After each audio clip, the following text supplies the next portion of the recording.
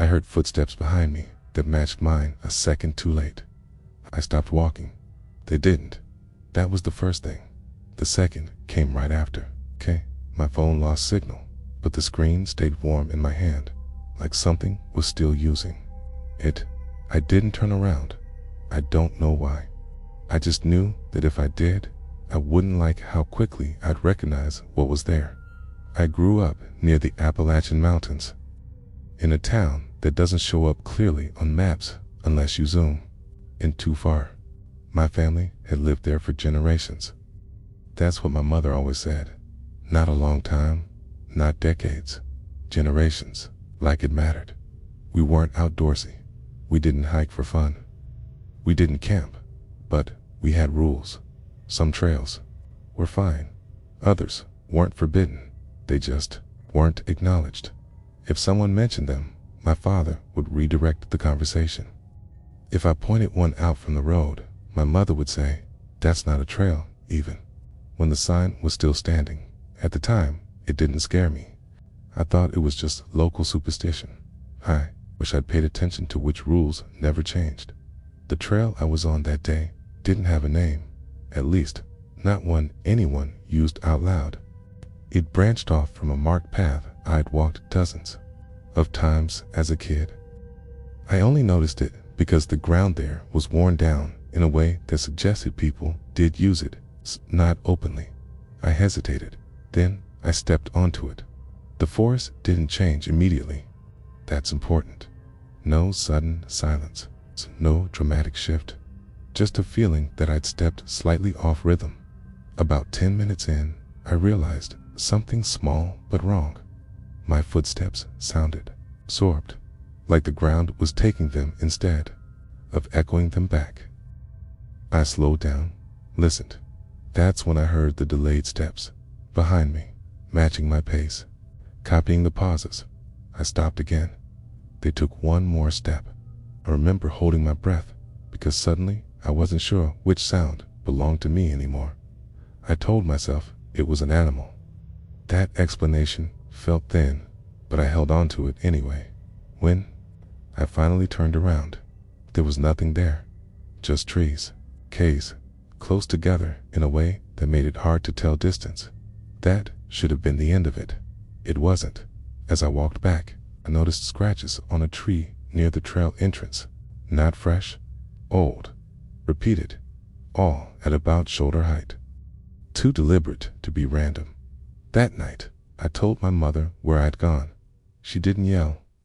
She didn't ask questions. She just asked, "Did you hear anything follow you?" My throat went dry. I said no. She nodded, like that was the better answer. After that, things changed, subtly. My parents watched me more closely. Not obviously, it's just enough. My father started correcting small things, how I stood, how fast I spoke, how I reacted to noises outside. People notice patterns, he said once, and sometimes other things do too. I didn't ask what he meant. Weeks later, my cousin, Mark, went missing on a nearby trail. The official one. Search teams went out. Dogs, helicopters. They found his backpack near a trail intersection that shouldn't have connected to anything. My family wasn't surprised. At the funeral, my aunt cried harder than anyone. Not because Mark was gone, but because, she said, he didn't listen. That night, I dreamed of the trail. Only in the dream, I wasn't walking it. I was standing just off to the side, watching myself pass by. The version of me on the trail didn't look scared. It looked focused. I woke up with dirt under my fingernails. I started noticing other things after that. Reflections that lagged, sounds that repeated wrong. Once, I heard my own voice call my name from the tree line. While I was standing on the porch, I didn't answer. That was the first time my father looked relieved. Eventually, confronted my mother. Asked her what was wrong with me, with our family. She took a long time before answering. Then she said, "Some families inherit land. Some inherit responsibility." She told me there were things in the mountains that learned by watching. Didn't hunt the way animals did. Stat waited, copied, improved. Most people pass through, she said. But sometimes, something decides to stay with the family. I asked her if that thing was still out there. She looked at my face for a long time. Maybe, she said. Okay. Or maybe it figured out how to come inside. Okay. I left town not long after that. Years pass. I don't hike anymore. I don't go into forests unless I have to. But sometimes, when I walk alone at night, I hear footsteps behind me that hesitate when I do. And sometimes, only sometimes, my reflection blinks after. I stop. I don't know what followed me off that trail. I just know my family still won't say its name. I heard someone call my name from outside the cabin. The problem was, my name sounded practiced. I froze before I realized I had. That was the first thing. The second happened right after. My uncle quietly reached over and turned off the lantern. Even though I hadn't moved, no one spoke. We stayed like that for a long time, listening to the woods. My family owns a cabin deep in the Appalachian Mountains. Not the kind people rent for vacations. No listings. No photos online. It's been there longer than anyone can remember. And every generation treats it like an obligation, not a getaway. We don't go there often, only when someone dies. Or when someone doesn't come back. Growing up, I thought that was just how families worked. The first time I remember being scared there, I was 8. I woke up in the middle of the night because the floorboards outside my room creaked in a pattern, not random, measured, like someone learning how weight shifts. I didn't move. That was a rule I hadn't been taught directly. I just knew it. The footsteps stopped outside my door. Then it copied my breathing, slow, careful, slightly off. I remember thinking, if I panic, we hear the difference. In the morning, my father asked if I slept well. He nodded and locked the cabin door behind us before we left. From the outside, years later, after my cousin Eli disappeared during a solo hike, we were all called back to the cabin. No police, no search parties. Just family. That should have bothered me more than it did. The drive up was quiet. My aunt sat in the passenger seat, gripping a folded map she never opened. My uncle kept glancing at the tree line like he expected. It, too, leaned closer. When we arrived, the cabin looked unchanged. Same warped porch, same uneven steps, but the woods felt attentive, like they were waiting for us to finish something. Inside, my uncle went straight to the locks. Not just the door, the windows, the back hatch, the crawlspace entrance. I asked him why. He said, because it's polite. That night, we ate in silence. No phones, no music. It's just the sound of utensils and the occasional creak of the cabin settling. Then we heard it. Footsteps outside, not heavy, not rushed, circling. I felt my body go still before my mind caught up. My aunt reached under the table and squeezed my wrist once. Don't respond. The steps stopped at the window. I stared at the glass, waiting to see a face. Instead, I saw movement. In the reflection behind me, someone standing where my uncle had been sitting. I turned. The chair was empty. I don't remember standing up, but suddenly I was. My heart was pounding hard enough that I was afraid it would give me away. That's when the voice came again. My name, closer this time, from the wrong direction. My uncle whispered. Barely audible. Don't correct it. I didn't understand what he meant until the voice tried again. It said my name the way my mother used to. Wrong emphasis. It's too careful. Like it was testing which version I'd answer to. We didn't sleep that night. Not really. We sat with the lantern off, listening to the thing outside move. Pause. Adjust. Learn. At some point, I realized it wasn't circling randomly. It was mapping the cabin in the morning. My aunt finally spoke.